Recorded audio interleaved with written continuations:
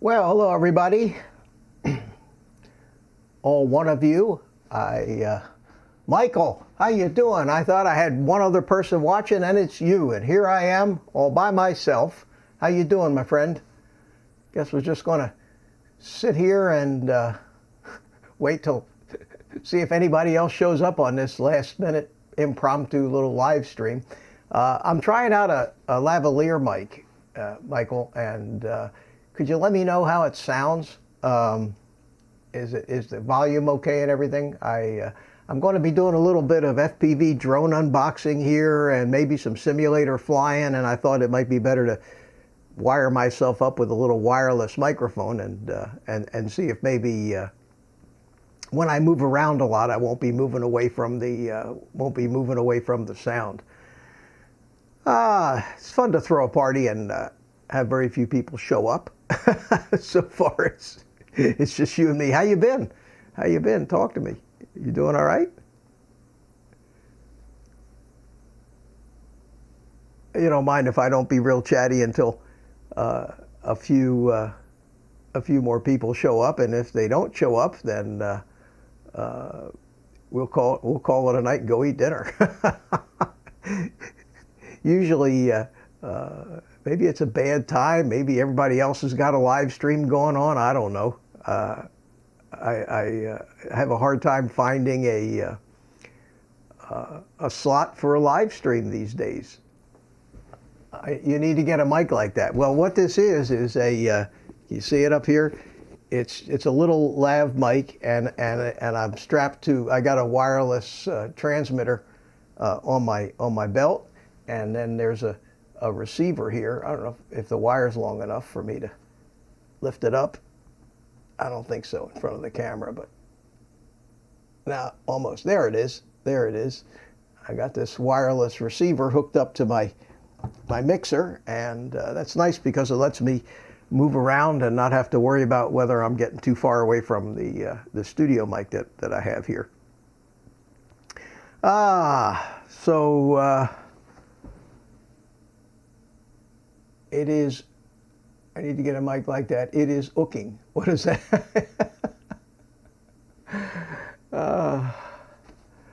So where is everybody tonight? I can't believe it. Anyway, I have been. Michael, you fly FPV, if I remember from your videos, don't you?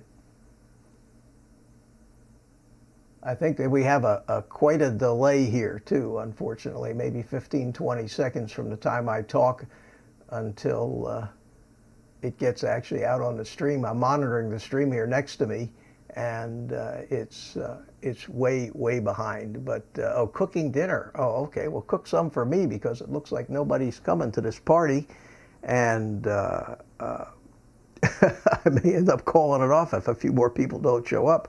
But what I did is I have been trying to learn FPV. It's been quite an adventure for me. And I've been doing it, I guess, about 2 weeks. It's been about a week and a half or 2 weeks ago that I did that live build with Philly Mike. And I haven't, other than line of sight, I haven't flown that particular drone yet. That's this one here, the Tyro 99, and I have flown it 3 or 4 times line of sight, and that's easy for me. The problem I've been having is with the goggles and getting used to actually flying these things through the goggles. And I thought that might be easier for me. Hey, Carpenter Rick, good evening. Thanks for showing up. I know this was like a last minute impromptu thing, and so far I got you, me, and Michael Bainey, and well, we got a small crowd, but we'll give it some time. What I wanted to do tonight was kind of go over some of the things that I've learned in my first couple weeks of trying to learn FPV flying, and it's been a real adventure. and you know, I did make some mistakes. Haven't broken anything yet, but I did make some mistakes, and you know, I thought maybe people might be interested in what I've gone through, and maybe I can. I know there's a lot of guys that are a lot of guys are going to the dark side these days. A lot of guys that fly Mavics, and including me, want a little more excitement in the flying. So you know, I have quite a FPV has a steep learning curve. Yeah, tell me about it. I thought I had a head start because I've flown RC all my life, Rick, and in some respects I do, but I think in some respects it's hurt me because I have so much muscle memory flying airplanes and helicopters and everything that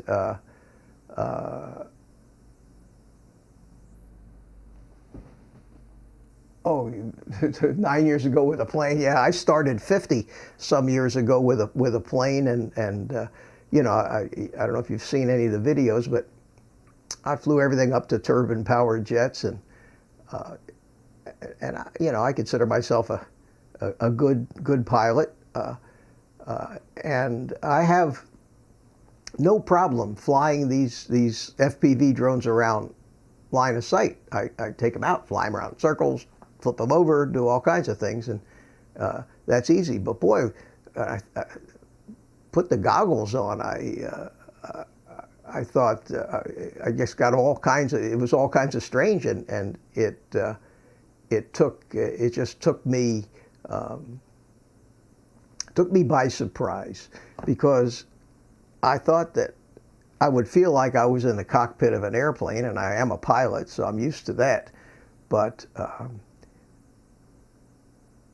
trying to get all the cues to fly, from visual cues, and of course you can hear the thing if it's close enough to you, I found to be a lot more difficult. I didn't want to start out with a 80-mile-an-hour drone like this thing is, like this Tyro 99. I didn't want to start out with something that fast and that much of a hot rod, but so I went out and I went and got this thing.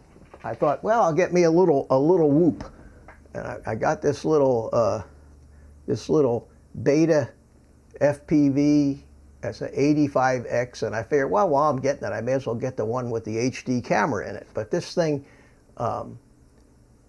is still a very fast little high performance, tiny little quad on 3S, and it does have the DVR in it, which I thought would be great, because then you don't have to worry about mounting a GoPro on top of it or something like that. Fly Sims, lift off with your goggles on and plug the computer. Yeah, Michael, I thought about that's going to be my next step. Oh, you have the same one? You have the 65X, Rick. And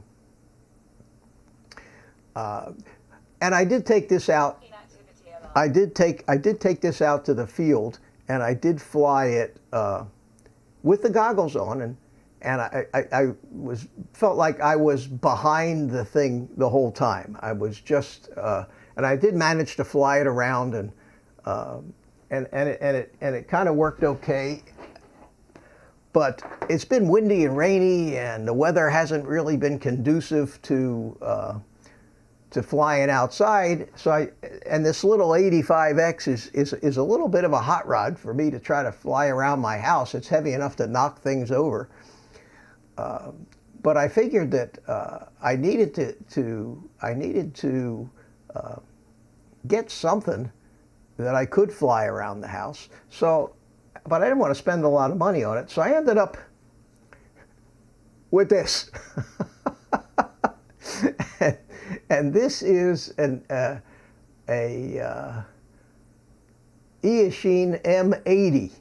A little tiny thing, and it uses the little 1-cell batteries, and it let me take a second. The chat's going like crazy. I see we got 5 people watching. Maybe somebody will come in the chat and let me know who's out there.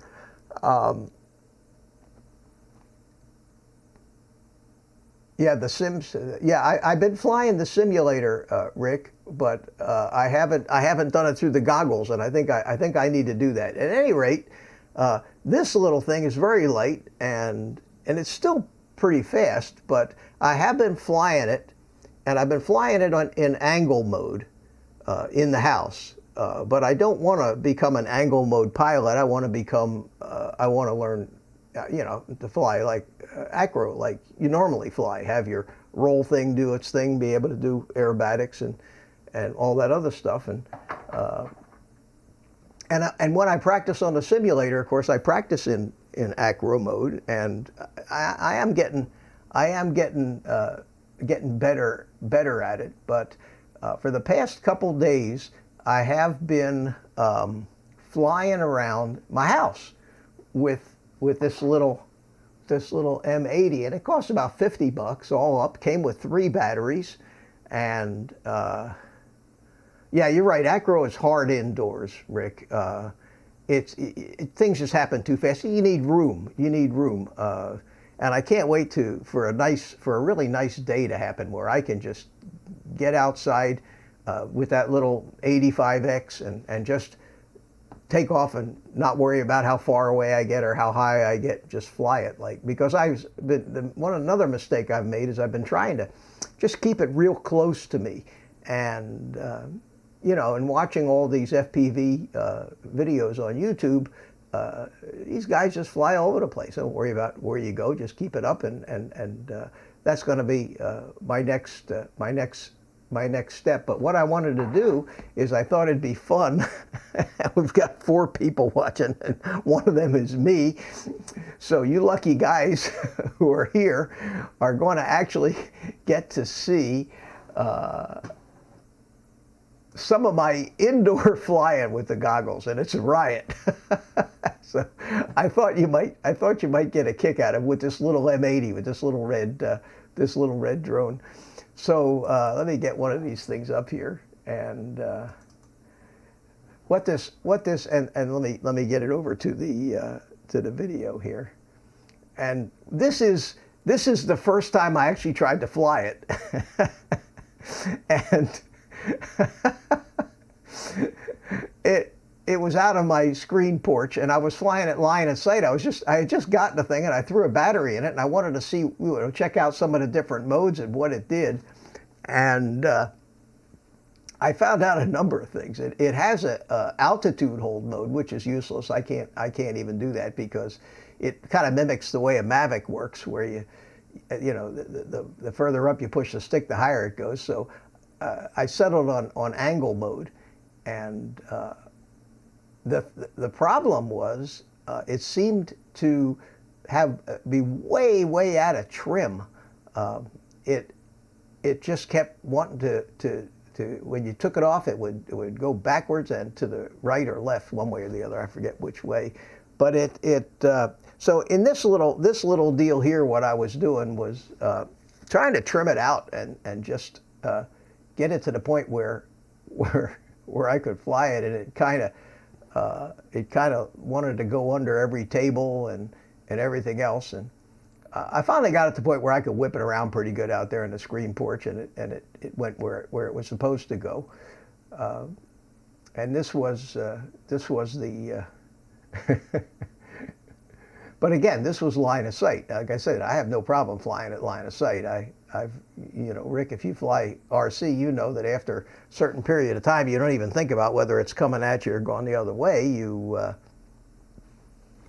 just move the sticks, and you don't think about which way is which. And I found that when I first put the goggles on, I actually got confused, because in my brain I knew it was coming towards me, because I could see it coming towards me in the goggles, and automatically I flew it backwards.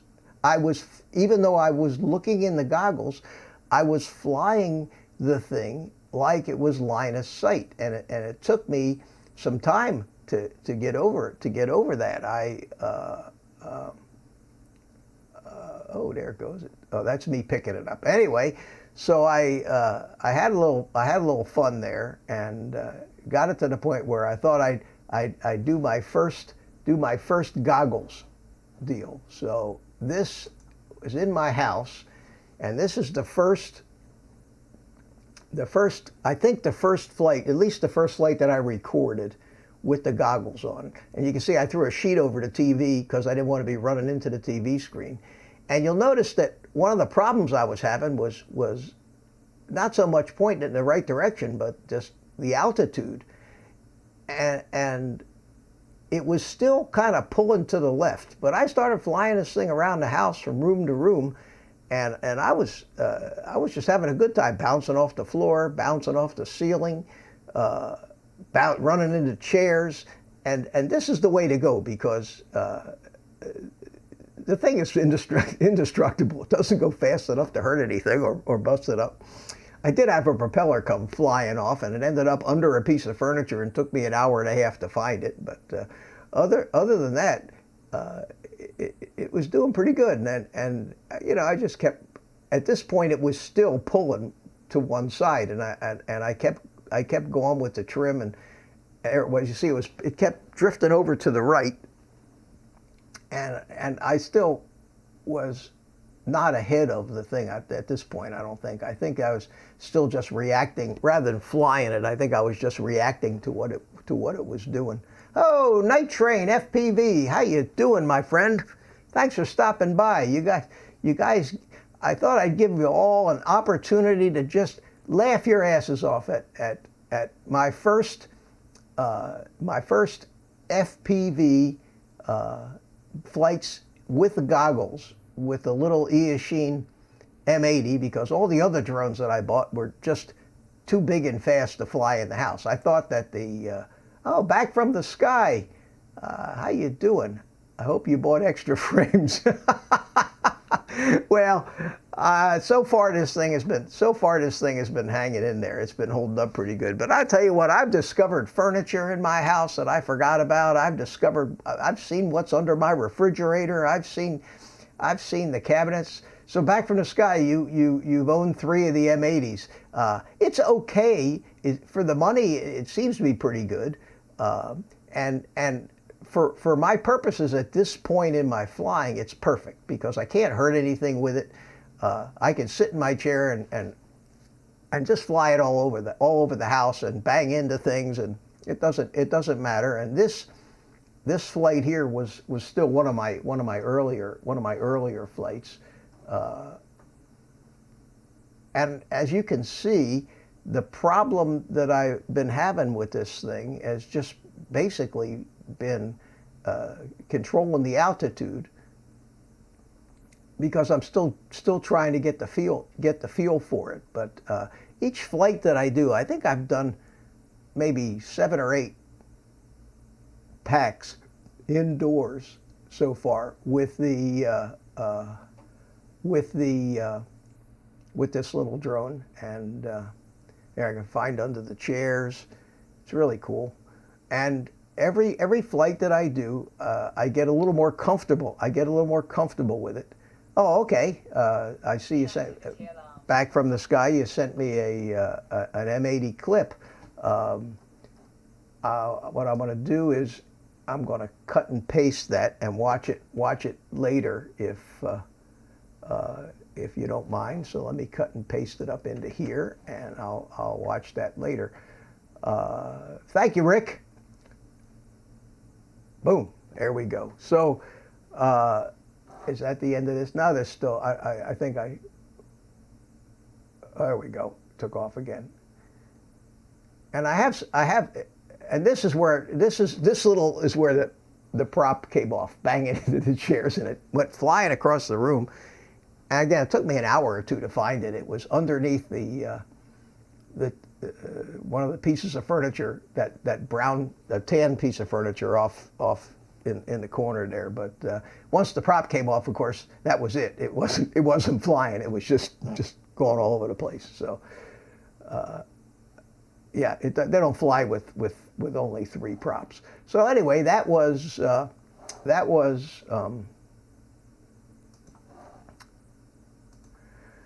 those are my first two flights, I think, and I think that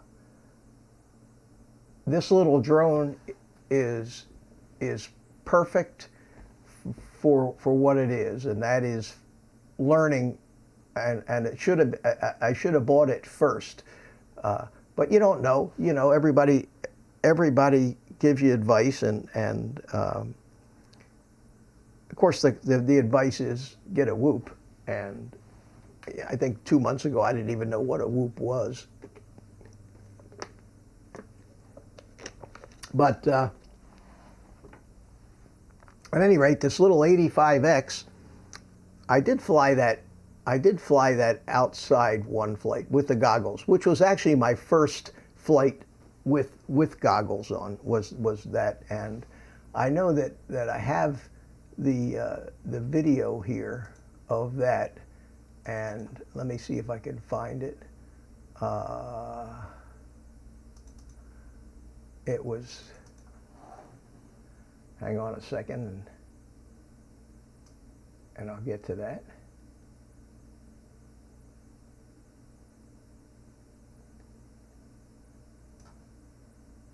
Yeah, I'm going to play that for you right now.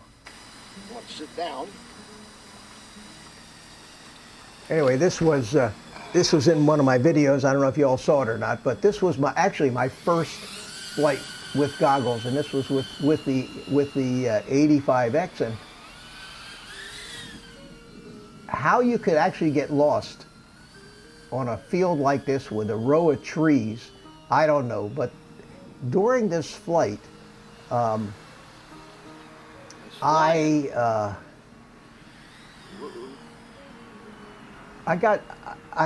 was flying, but I don't know if I was half panicked or unsure. I think I've gone up a little high here. But see, right there, I actually commented that I was up a little high, but that's not high. I mean, that's normally when you fly these things, you should be. And it didn't dawn on me, because I kept trying to keep it close, that the way to fly this thing would be to just fly it up high and fly around that whole field and fly it like it was an airplane. And at this point, I wasn't afraid of crashing the thing, because it's a pretty rugged little drone. But I was scared to death. I was absolutely scared to death that the thing would maybe fly off, or that I would lose it, or something. I don't know why. It was unfounded. But at any rate, this was my first flight, and you can see that the little Cadex Turtle camera in there, the HD camera, does just a great job of recording it. I learned that particular day that you gotta know your field. You gotta learn your field and become familiar with what trees are where, and where the road is, and everything else, so that you don't have to think about, well, which way am I going? Am I heading away from me? Am I heading towards me? So what I found myself doing on this flight was basically just kept turning around until I saw my car, and like that, I said, okay, there I am. And it was an adventure, but at no point in this flight did I feel like I was really in control of anything. And I saw it coming somewhere close to me right there, and I said, that's it, I'm gonna take that. And then I looked around and I said, oh shit, where is it? And I looked over and I said, well, I'll just goose it. And I gave it throttle, and it popped up, and I got a big kick out of that. I thought that was cool, and went over and got it, flipped the goggles up on top of my head, and just flew it back to me, line of sight, which again, I have no trouble doing. Because in that case, it's like flying a helicopter or an RC airplane. So I just flew it back to me, and then the wind kicked up pretty good, and that was wanted to fly through. That was that, and so that was the first adventure that I had. And let me take a second here and just see what you guys have been saying in the clip. Back from the sky, it's pretty fast thank you. You think I'm doing just fine, Rick. Make sure to calibrate the accelerometer.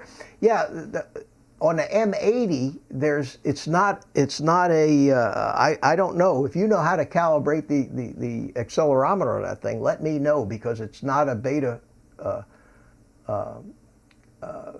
flight thing, and you can't plug it into a computer, not that I know of, and there's no instructions that tell you how to calibrate it. So there might be a way, but if you know how to do that, somebody, if you'd let me know, I'd really appreciate that, guys.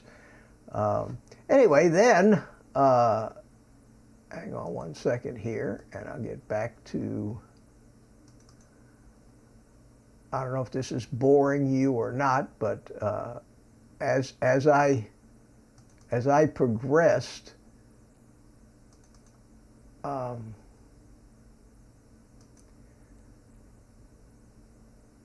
I'd like to think I'm getting a little better. This was I think my 5th or 6th flight in the house, and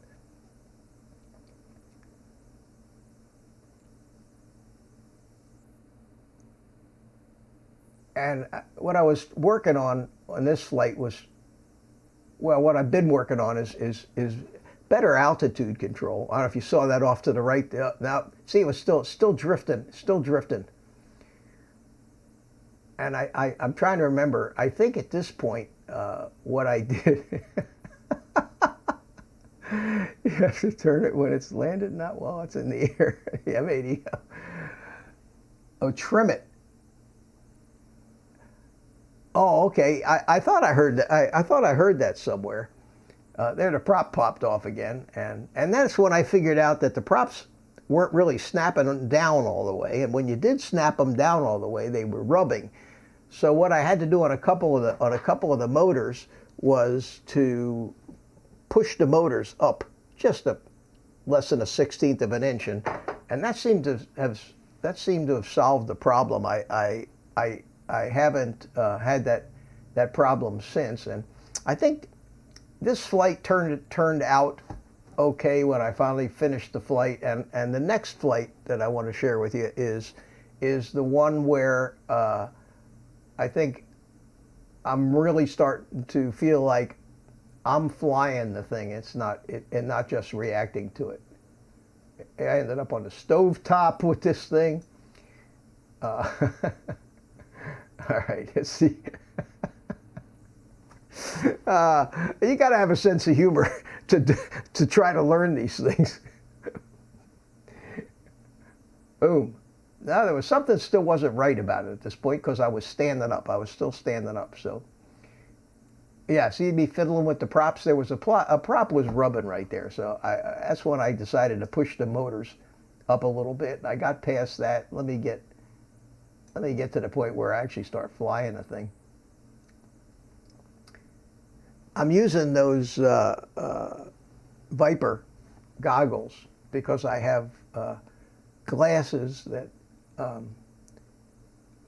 I really need. Unfortunately, I have something called, hang on a second, helmets glue for props. Okay, with props on fully, motors should be high enough that the props, yeah, that's what I figured out, Night Train. I finally figured out that I had to push the motors up just a little bit. But once I got the thing going, I started to notice that either I'm getting used to the throttle on the thing and beginning to learn. It's actually, I think, harder to fly it around in the house because you really gotta, you can't just take off and go up into the sky. You bang it into the ceiling. But here I really felt like, I really feel like right now that I'm actually, oops, as he bangs into the ceiling, he says, that I'm really beginning to drive the thing around now instead of just reacting to where it's going. It's kind of fun flying through the doorways and around the posts on the bed. There you go. That was good. Got over the plant.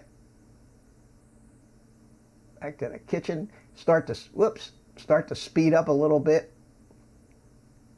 And then what happens is, because you don't have Elmer's glue for the props, is that work okay? It still lets you get them off if something happens. One thing about this thing, it has a flashing red light on it when the battery gets low, but of course, you're wearing the goggles, and you don't see the flashing red light, so you don't know your battery's done until you try to go up and it doesn't. I don't know how good that is. But right here, it was kind of running out of battery on me, and I think I may have stopped here and decided to change. Oh, you own the Vipers too? Do you have bad eyes like I do? I have a what they call I need prism correction. I don't know if any of you have heard about what prism correction is, but that basically means that one of my eyes sees higher than the other.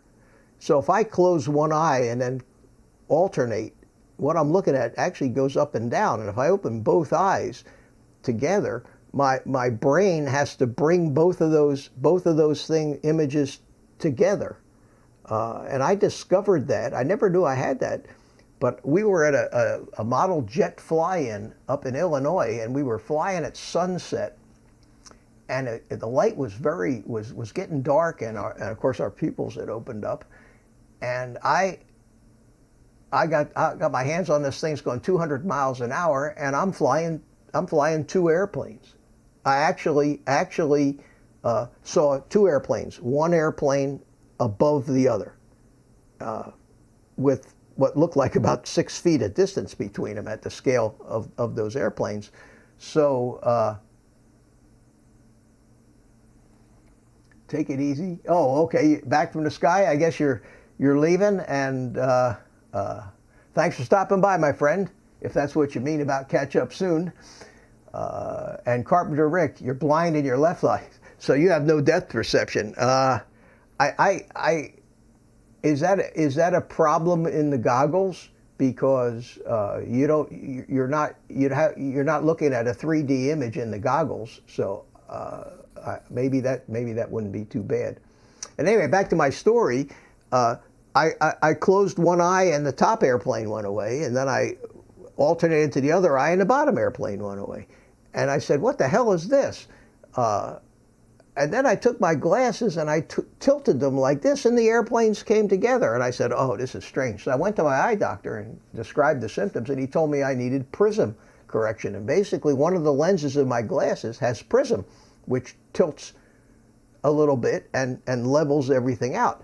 Unfortunately, because of that, I cannot wear goggles. I can't look at it. I've tried these goggles. When we were 10 years or so ago throwing these little cameras into airplanes, and I couldn't wear goggles. I bought a very expensive pair of goggles and I couldn't wear them. And as long as I'm wearing the glasses with the prism, I can use the goggles, but most of these goggles have no room. So I have been waiting until I got some advice from, I think it was Drone Pool or somebody, who said, get the Viper goggles. And with these glasses I wear, they work great. I can see everything. It's nice and sharp, and I don't see 2 of everything. And it was fun. Hey, Hugh, how you doing, my friend? Thanks for stopping by. I'm embarrassing myself here with my first FPV flights in the house, Hugh, with this little Eachine M80, which is just a fun little drone, and it's really helping me get used to flying with these goggles on. And this was my next to the last flight where I flew around with the goggles, and after, I would say, 4 or 5 days of playing with this thing, I really feel like I'm more confident and actually actually in control of it, as opposed to just far behind the thing. And then the latest one, I think I did this one today. So this little video that I'm playing here was today. And the first thing I did was run into the elephant. So not quite there yet, but this was my first flight today, and there I am with those god-awful looking goggles on. And I think that in looking at the flight itself, I felt like I had much better control of it. So I don't think I'm quite ready for the World Championships quite yet, but I think that I'm and looking at it, I think I'm looking better. Well, thank you, Hugh. Yeah, I live in. Believe it or not, this is I hate to call it a trailer, but it's a modular home. I live in a retirement community, and these things are big and they're gorgeous, and yet they're still basically double wides. So you can see. It's huge. It's a big house. It's got a big living room and a big family room, 3 bedrooms, 3 full bathrooms, utility room. The master bedroom is enormous, and I live here by myself. So I really like it. Oh, we have somebody new here. Edu Bermudez, how are you? You go to sleep good night. Well, thanks for stopping by, my friend. Thank you. Stop by next time. Who else we got here? Thomas. Hey, Thomas, how you doing, my friend? Good to see you. You know, for the longest time, I had only 2 or 3 people in here. I got to thank Michael Bainey and Carpenter Rick. You guys hung in there with me while I was pretty much talking to myself, and now we have some people showing up. I don't know what's going on tonight. I just hadn't done one of these things in a while, and I guess I've been kind of, how do I say it, preoccupied, trying, and mad at myself that I haven't made better progress with flying these things. But right now, I really feel like I'm starting to get the hang of it, and the key to this for me is just practice. Nothing beats it, because the more I fly it, and oh, Mel was on. Okay, well, I didn't know that. I can't keep up now. There's so many live streams. But practice and practice and practice some more, and as soon as we get a day that isn't blowing 15, 20 miles an hour, I'm going to take the little the BetaFPV 85X, which is a rocket ship compared to this little whoop out there. And I think after I fly that 85X a couple times, I think I'll be ready for this, which I've flown 4 times already. Run 4 packs through it, but line of sight, not through the goggles. At any rate, you can see that my flying is improving. Right there, you can see the red light blinking on the drone. It just ran out of battery. So I think that for a new guy, I think I'm coming along. So the only thing that kind of scared me, and I've been known to be obsessive at times about things, especially hobbies. The only thing that scares me is is wrecking one of these things and then not having anything else to fly. So I went looking around for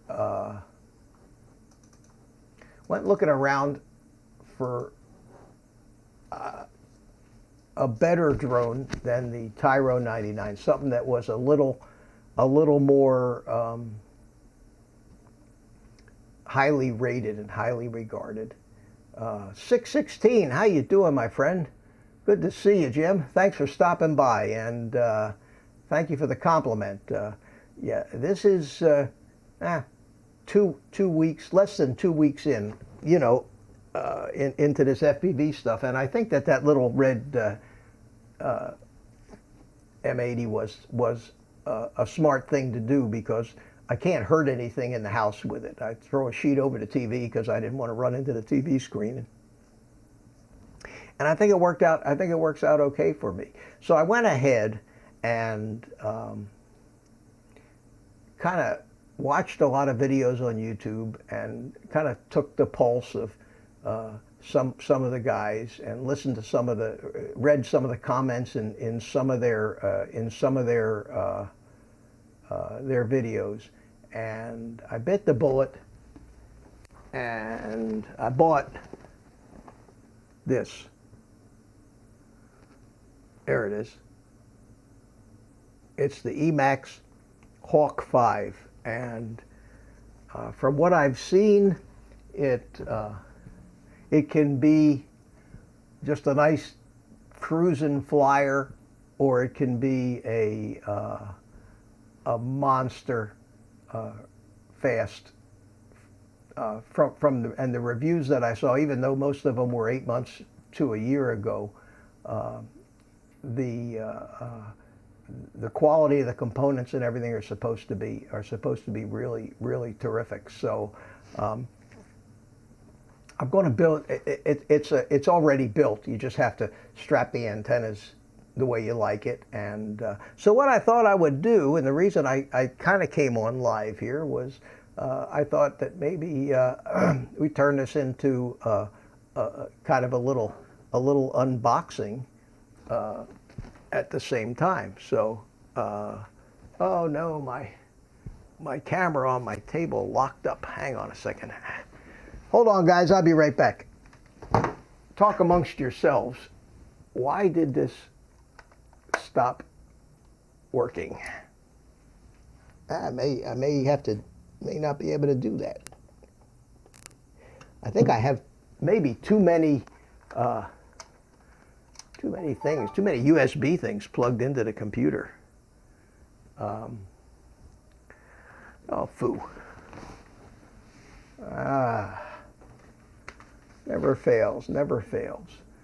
So let's see here. Let me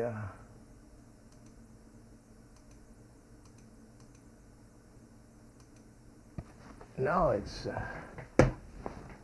just not doing it. So what I'm going to have to do, I think, is, let's see if this will work. They say necessity is the mother of invention. So let me take and turn this camera down. See if I can turn it down to the table here. No, that ain't going to work. Hang on a minute. With all these cameras I have, and I only got one of them working right now. So anyway, let me try this again. Plug that in.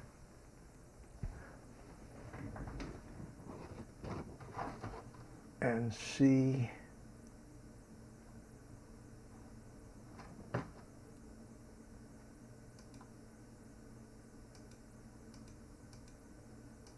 Nope.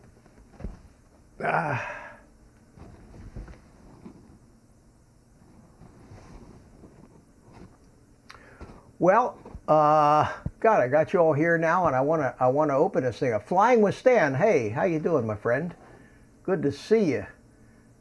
We can't have you not being having a blue wrench, so let me give you a blue wrench there, and there you go. Who else is in here? Did I miss anybody?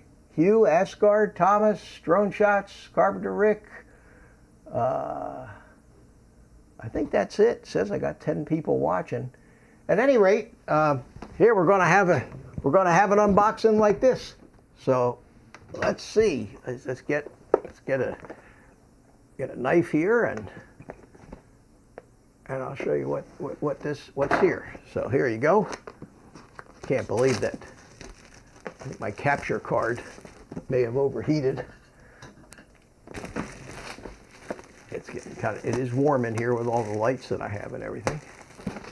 And we have no co-host. If somebody would like to Skype in, you're welcome to join me. Just say so in the chat and we'll do it. Okay, so here we go. I got the paper off of it and I'm going to back up. I'm going to back up here. And here we go. I haven't seen it yet, and of course stuff's fallen out of it, but this is what we got here. We have paperwork, and we have a little VTX antenna adapter, and we have more paperwork and a bag of screws. Let me get the drone out. God, this thing is in there. Oh, wow. Look at this.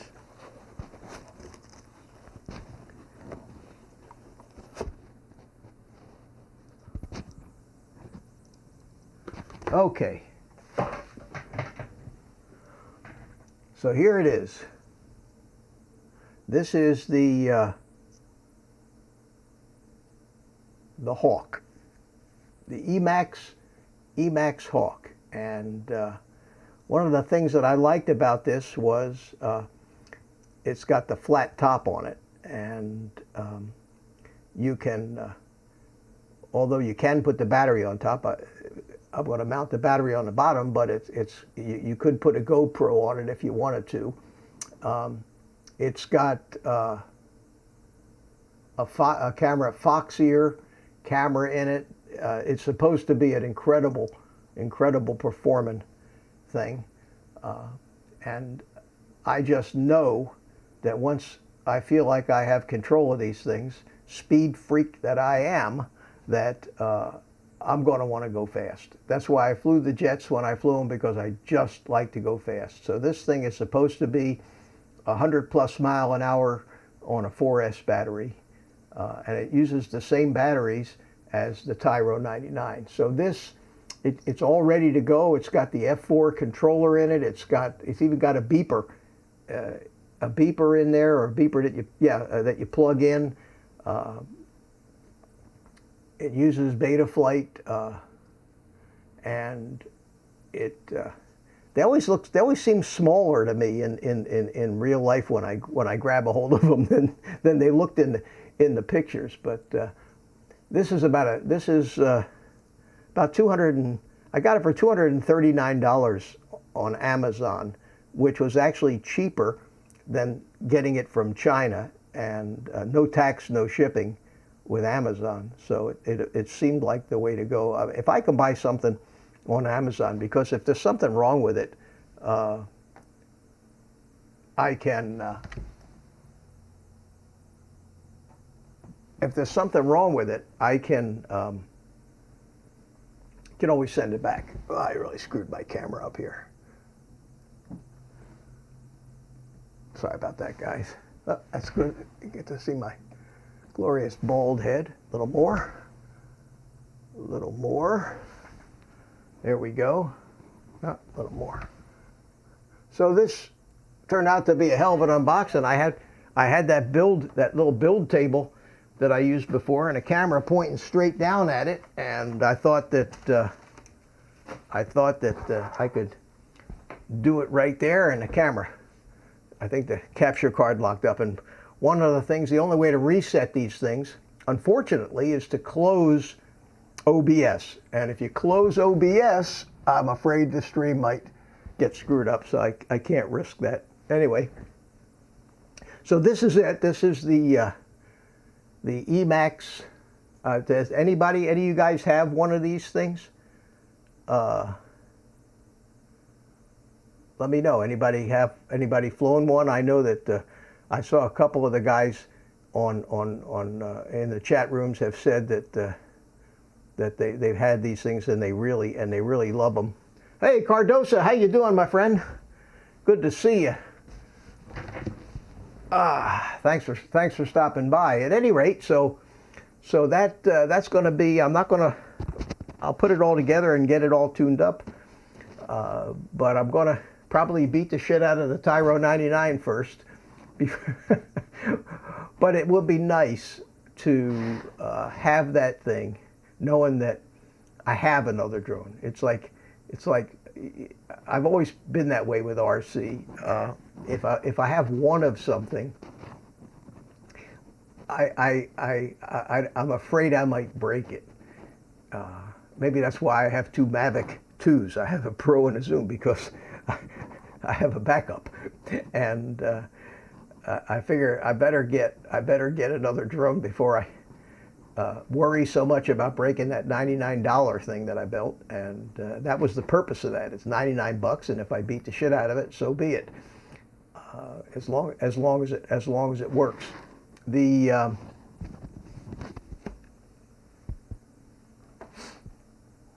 I felt the same way about model jets too. Interestingly enough, I just started this thing a week and a half ago or 2 weeks ago, and now I have four quadcopters. So when I see these guys on YouTube with the walls full of quadcopters behind them, I say to myself, how the hell did you accumulate so many quadcopters?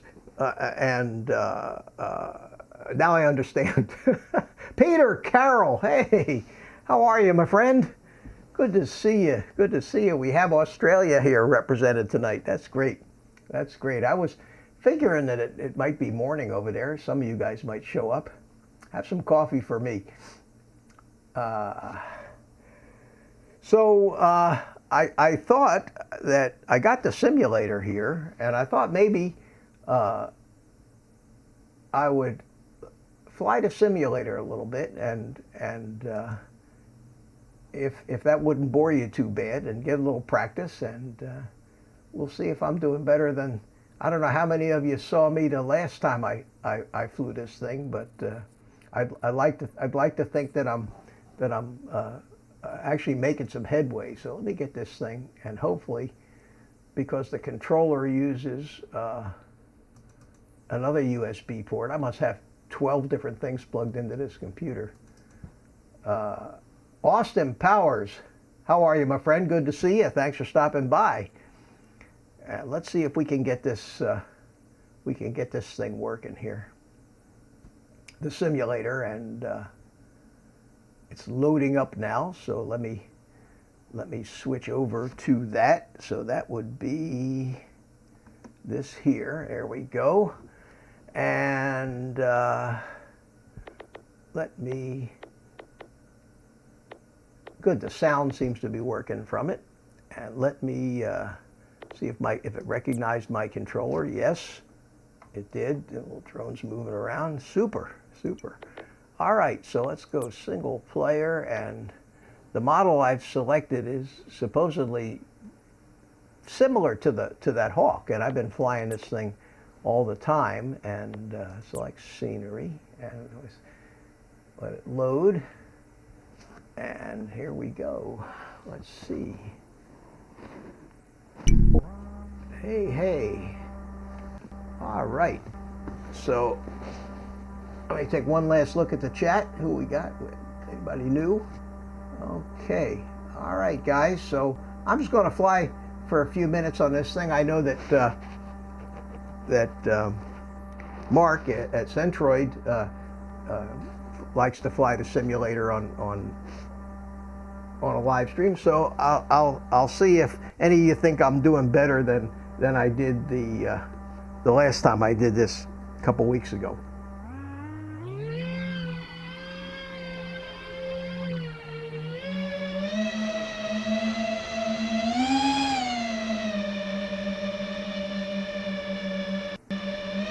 Take me a second to get used to the sticks again.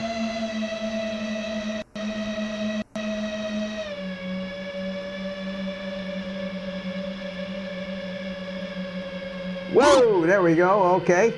This is why I like the simulator.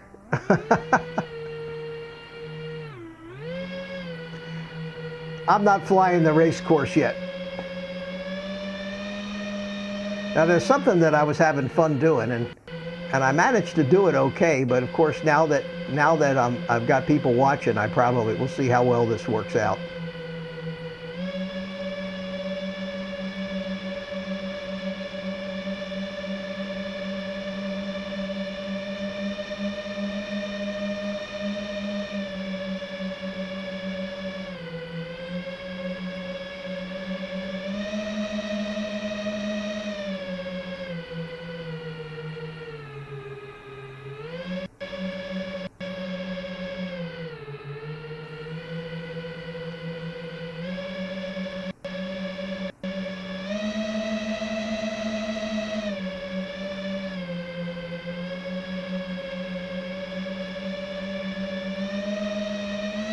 Whoop, splash.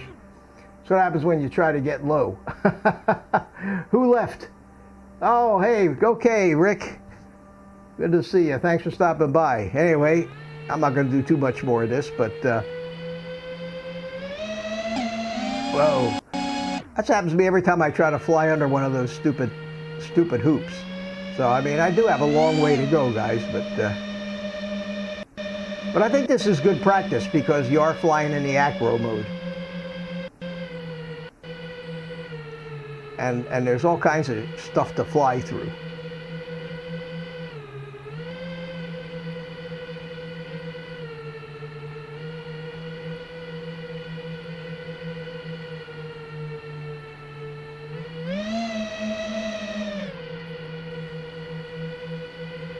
Watch out for the pole.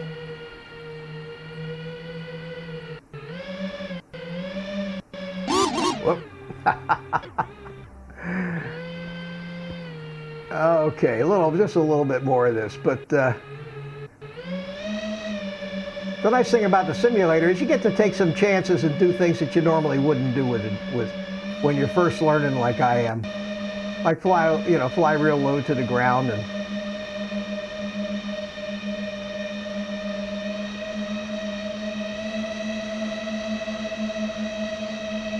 this is the Velocidrone simulator, and I really like the thing. I think it cost 20 bucks or something like that, but it was definitely well worth it.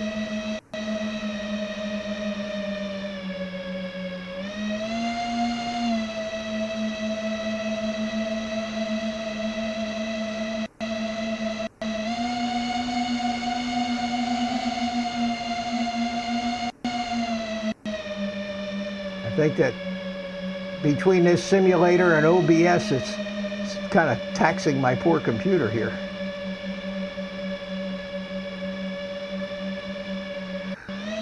Okay, I'm going to do one thing, and I'll probably crash doing it, but I'm going to try to fly through that building over there.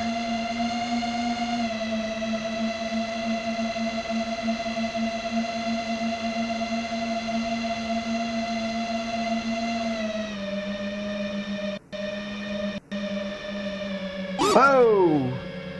So close. So close.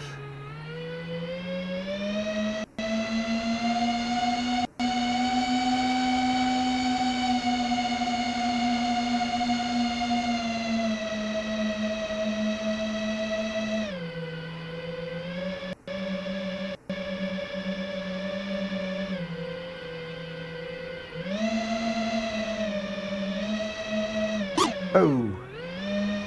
Oh, I'm still flying. God. I wonder if real drones bounce around like that.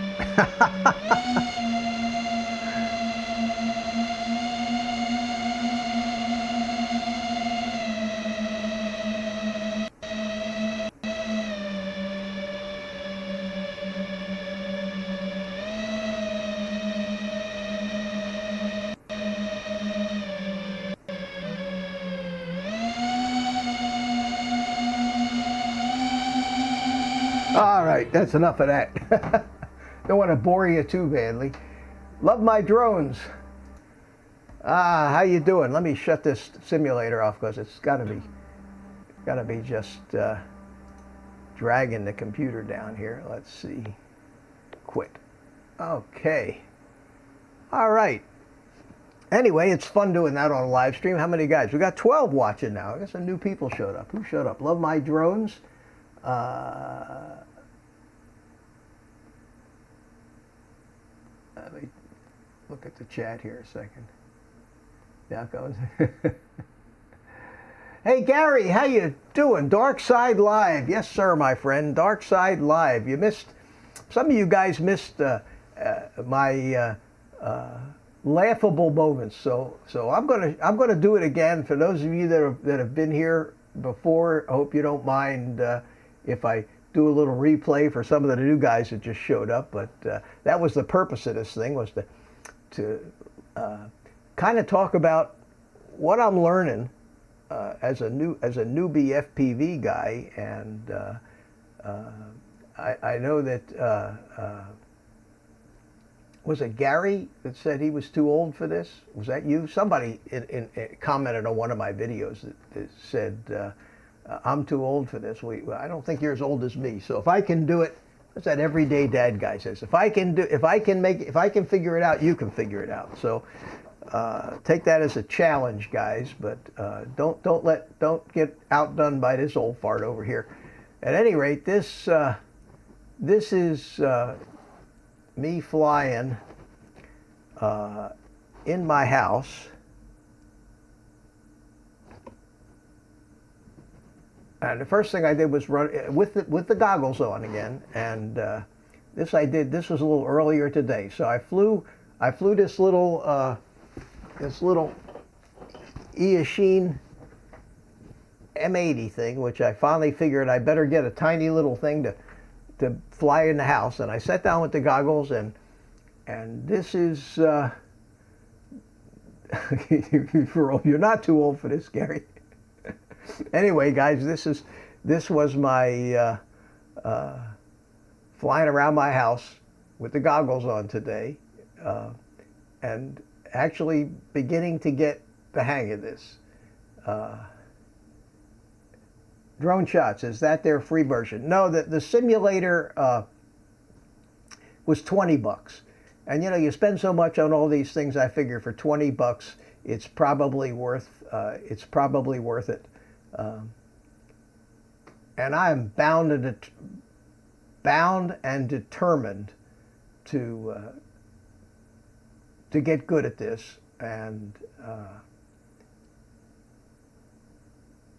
it's been a couple weeks since I got the simulator. I think maybe it was 2-3 weeks ago I actually did that live stream where I flew the simulator for the first time. And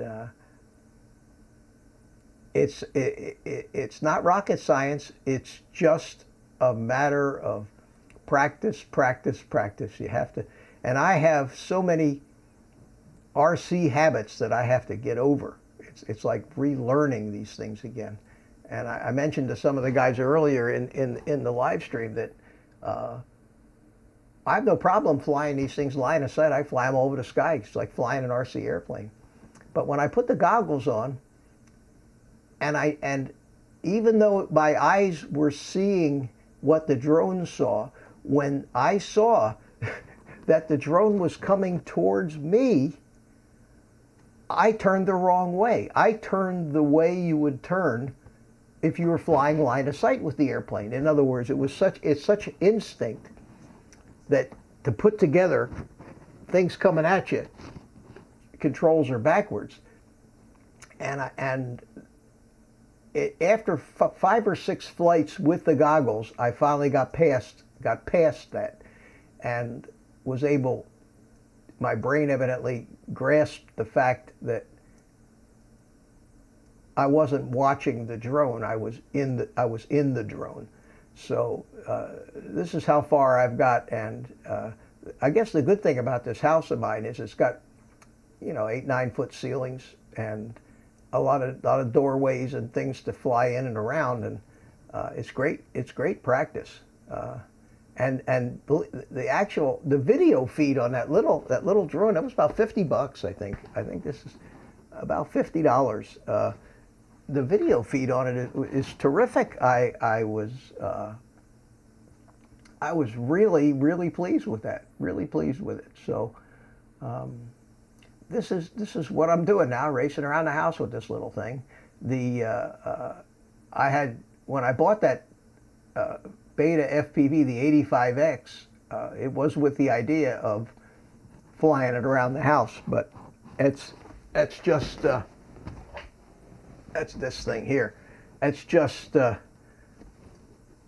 weighs 2 to 3 times what that little red drone weighs, and it goes I don't know, way too fast to be flying it around inside the house and not breaking things.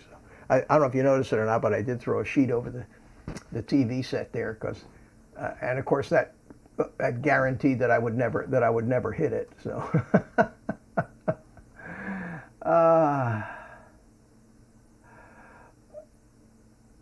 oh, Lisa, how you doing? How you doing there? Good to see you from Oregon. And somebody had said earlier they live in, who was it that said they live in Florida? I saw that go by. It's hard when you do this like solo, like I'm doing tonight, without any co-hosts or help, to actually keep track of the chat. I have a Carly. It's probably, what's a Carly? Is that a drone? I love my drones. Yeah, you had the backward, the exact backwards effect that I had.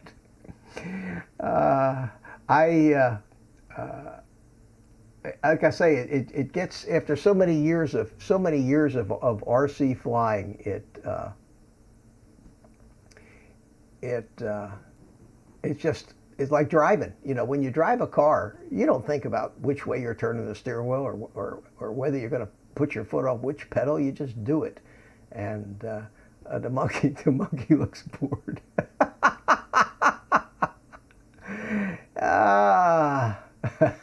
817 LDS, yo, welcome. Thanks for stopping by to this impromptu, another one of these impromptu live streams. You know, I might be able to dig up some footage here that let me think, where might it be? Where might it be? That's not it. Is it? Hang on, just bear with me a second. I can't talk and chew gum, chew gum at the same time here. Oh, you know what? It was in my.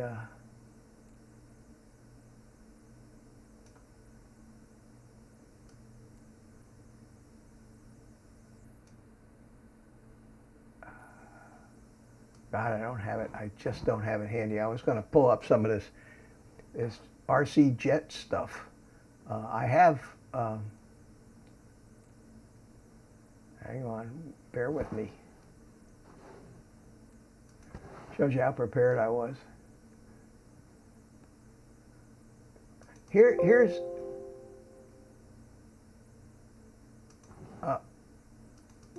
No, I can't get. It's not there. Well, that was a thought. It was a thought. I'm just trying to,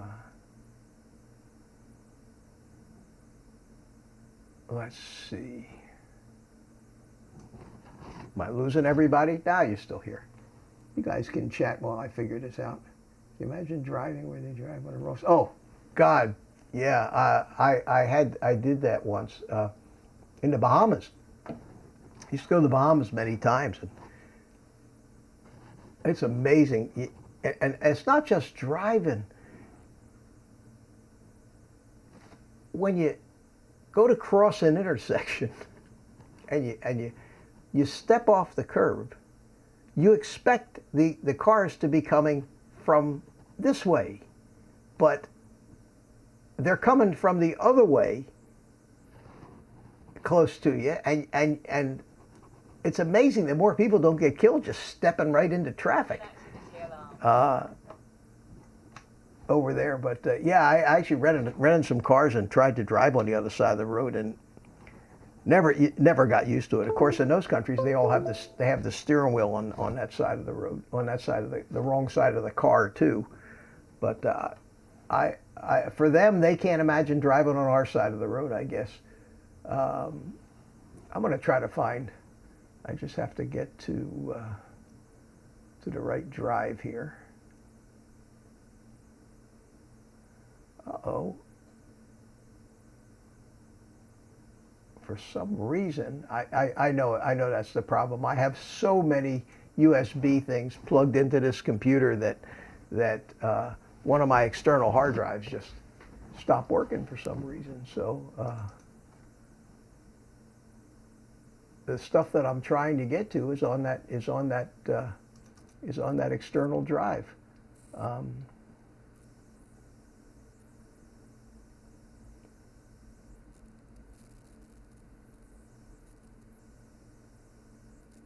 Yep.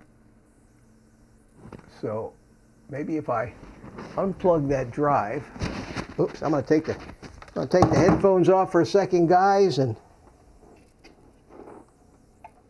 see why this drive stopped working.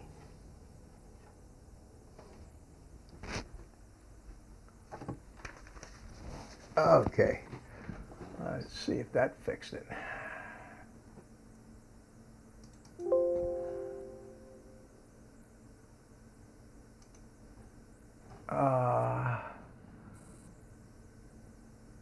Okay, I got it. So let's see, we want this. And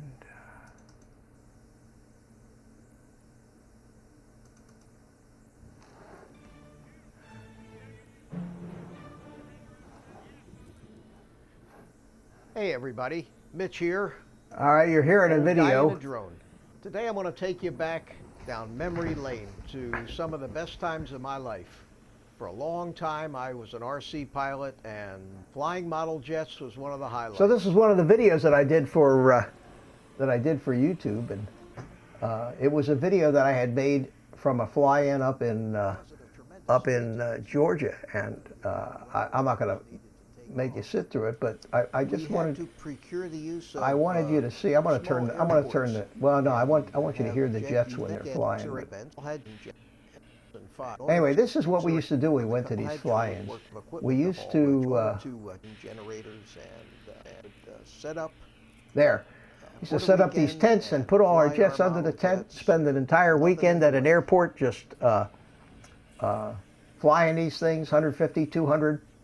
There's a couple of jets at this event that we clocked with a radar gun at 275 miles an hour. Jets over the swamp. There's probably 20 or 30 pilots showed up for this, and we spent the weekend flying our jets at this beautiful airport with a just gorgeous, brand newly paved 6,000-foot runway. I mean, it was model jet heaven.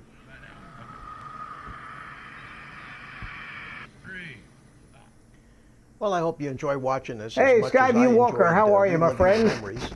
It's a Thanks long for video, stopping so by. watch Here, as let much me of it make as you you like, a and I'll sign off now. moderator here. So enjoy it, and subscribe if you like the channel. And next time we'll get back to drone stuff. But for now, we got some RC jets, so enjoy. Here, I'll let you watch a little of this. Turn the volume.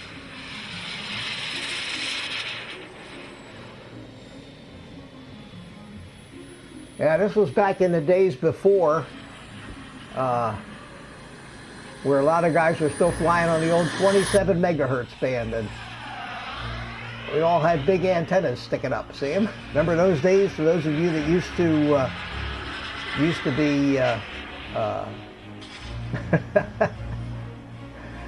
Hey, Lena Music, how are you? Yeah, thanks for stopping by, and H17 LDS, thanks so much. Let me make you guys moderators and give you some blue wrenches so you don't stick out like sore thumbs here. Let's see, who else do I need to make one? I need to make Lena. Lena, we'll give you a wrench. There you go.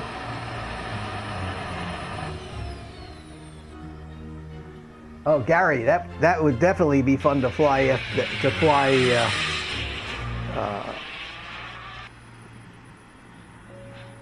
Oh God, I just got notified on my cell phone here on YouTube that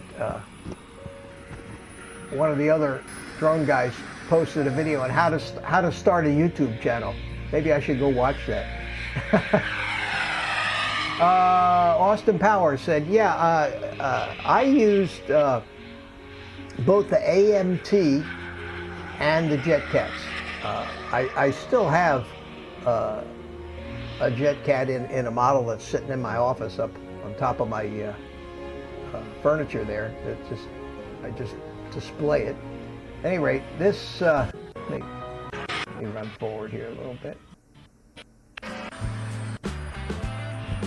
These airplanes here, these are BVM Bandits. They're 250 miles an hour. It's incredible. And one of the things that's going to be a problem for the hobby is the 400-foot limit nonsense, because you can't fly these jets and keep them under 400 feet. I mean, they go so fast that you have to keep turning them around. You could fly a racetrack pattern, but that'd be boring. So what we do with these things is you come flying, zipping down a runway, and then you pull it straight up, and we go up to 2,000-3,000 feet on some of these climbs, and then roll it over, do a big split S, and come screaming back down the runway again. And that's the only way you can actually keep them in sight. But while you're watching this, I really want to. There's a video I really wanted to find here.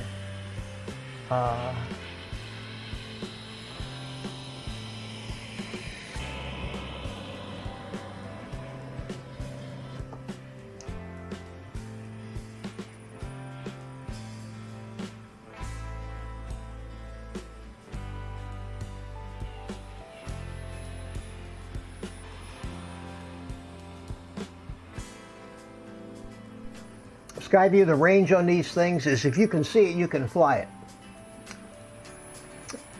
And the range was fine on them, but you're flying line of sight, so even after you fly out of sight, you're probably still controlling it, but you don't have any idea what to do with it. Gary Foster, congratulations, my friend. So now you'll be a qualified to earn the big bucks of a commercial drone pilot.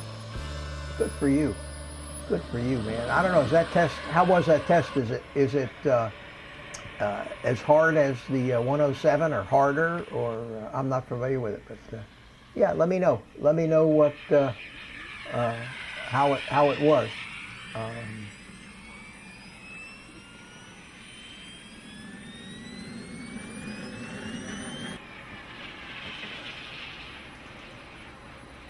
I'm looking for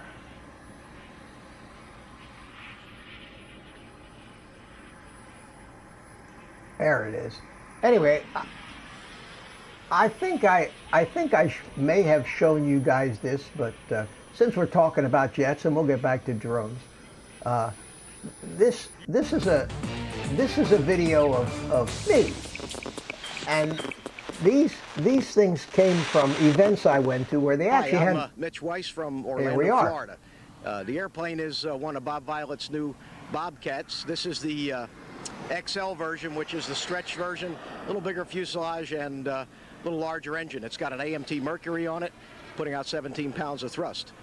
I flew it yesterday for the first time, and I got to tell you, it's one of the most fun turbines that I've ever flown. It's got a lot of wing area, flies very docile, flies very slow, but when you put the power to it, it goes kind of like a bandit. So I'm really looking forward to having a lot of good times with this airplane. Drone shots, yeah. I saw a video of somebody sitting inside a van with a big screen TV flying FPV. Maybe that's what we should do. Maybe we should do that. Anyway, these are some captures I did from VHS videotape, because these, and I decided before these tapes just actually went to hell and deteriorated, I would at least capture the parts that I was in. These companies would come to these big jet events, and they would make the videos and then make them available to us to buy. So of course, you know, you always had to buy the videos that you were in. And there was 3 different videos that I was in with my RC jets, and I'm glad I did, because back in those days, you didn't have cell phone cameras, you didn't have, this is probably 17, 18 years ago, and you know, everything wasn't recorded to like it is today. It isn't.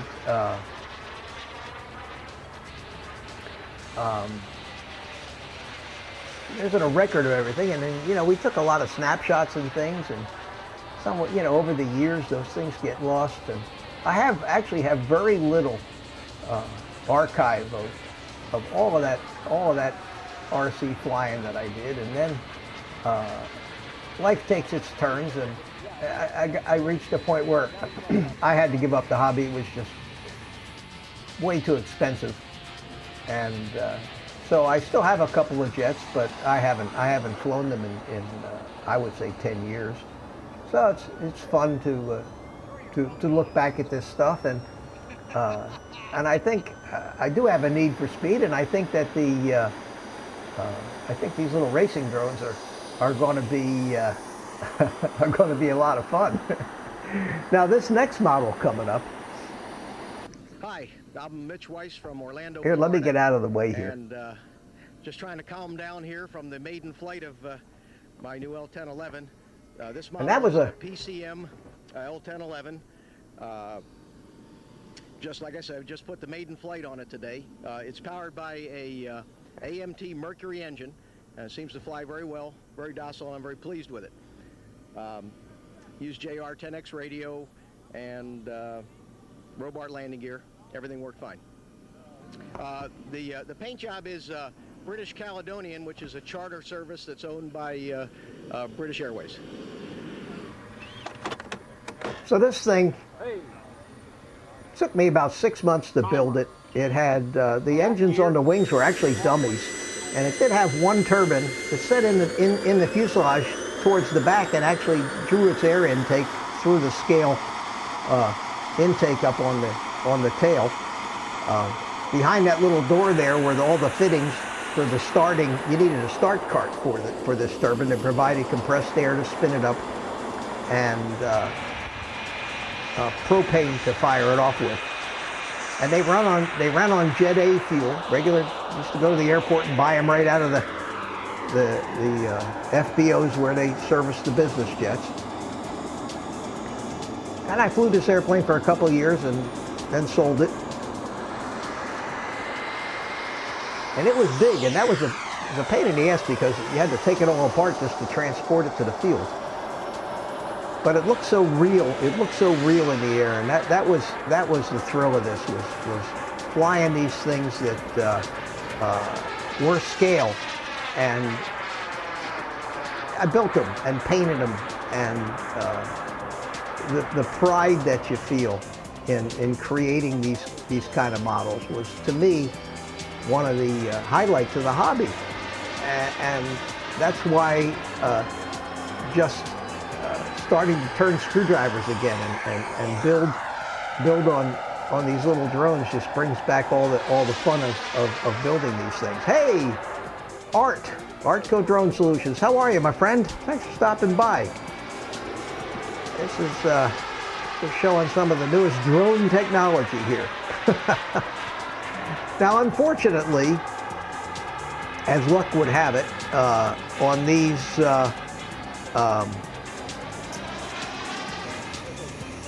videos, I always made the worst landings of my career when they were shooting them. And look, see how gusty it was when I got down near the ground. The bottom just fell out of it, and that was not the greatest landing, unfortunately. One of the things that these guys always did was they gave me this nice taxi back shot. Now the next airplane up is is the highlight of my RC career. I hope you enjoyed the video. You're going to see some exciting airplanes, and you're going to see some great close-up detail shots. So pay attention. That's Frank Tiano. I'm here with Mitch Weiss. I'm Scott Stauffer with SKS Video and Prop Wash Video Productions, this year's Top Gun. Mitch, this is a very nice F-100. Tell us a little bit about it. Sure. Thank you. This is a Vietnam camo F-100 during the Vietnam era.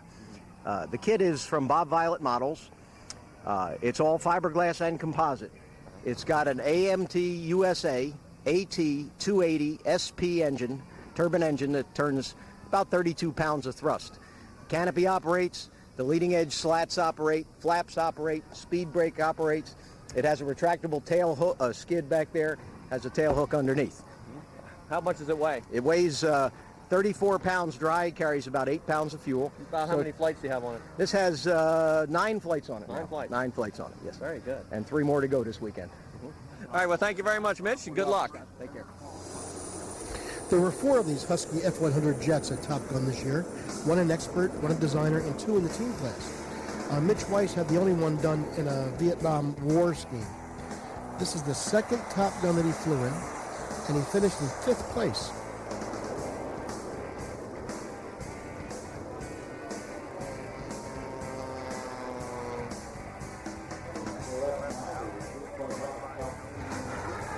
Pincher. Did you guys notice that? I'm a pincher. Always have been.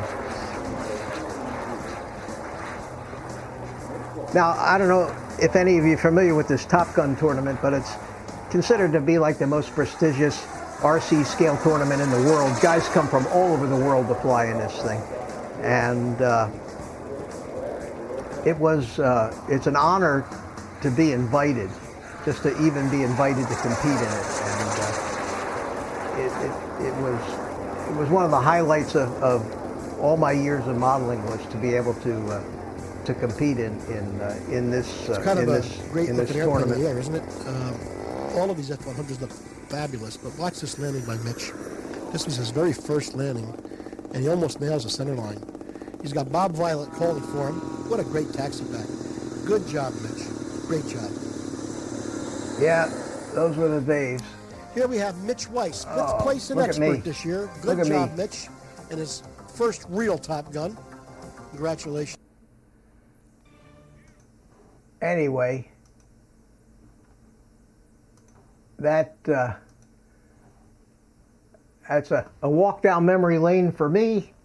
And from that F-100 that took me a year to build, I'm talking hundreds and hundreds and hundreds of hours with documentation based on the markings and paint job of an actual Vietnam plane, down to the location of every rivet on that airplane was real. And so I went from that to this.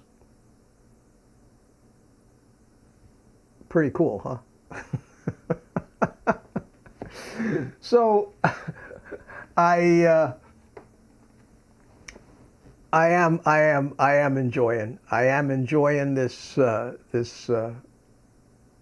RPV stuff. I took my Mavic 2 out today, Mavic 2 Pro out today, and flew a couple of packs on it just to because it had been so long since I flew the thing. And but the FPV stuff is bringing back a lot of the excitement, even though I haven't done a lot of it yet. A lot of the excitement that I used to feel from the hobby itself, and I think that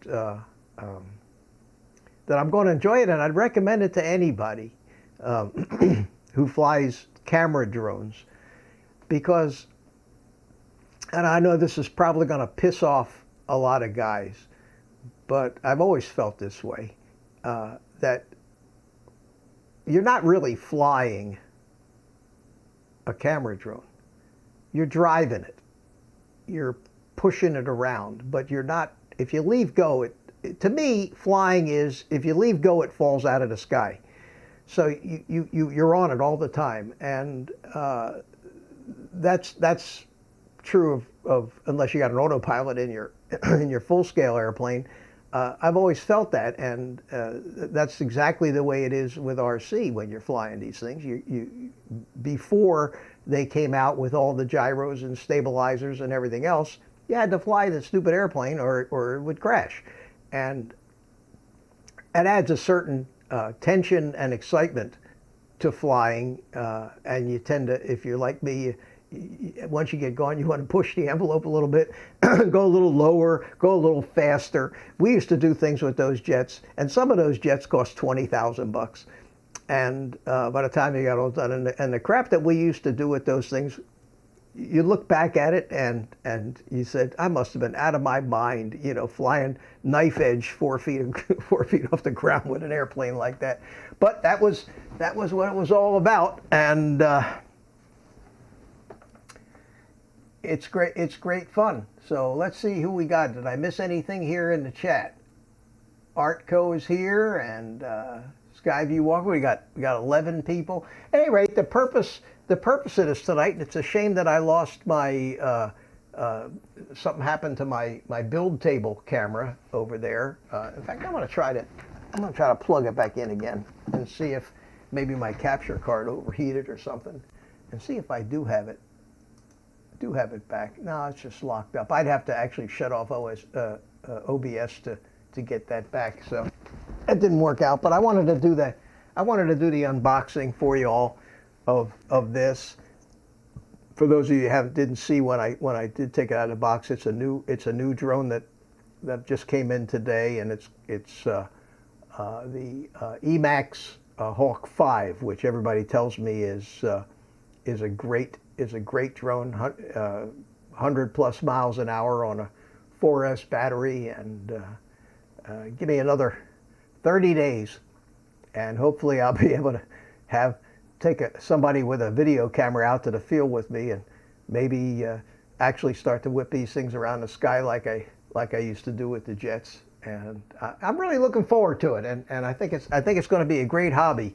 So with that, guys, thanks for sticking with me tonight. I just wanted to come on. It's been about an hour and a half now, and I don't want to overstay my welcome. So I think that I'm going to call it a night and go eat some dinner. And all you guys that stuck with me through this rambling that I usually do, I really appreciate it. And the monkey appreciates it too. So with that, I think I'm going to say goodnight. I still got 10 of you guys in here, and what is it? Some old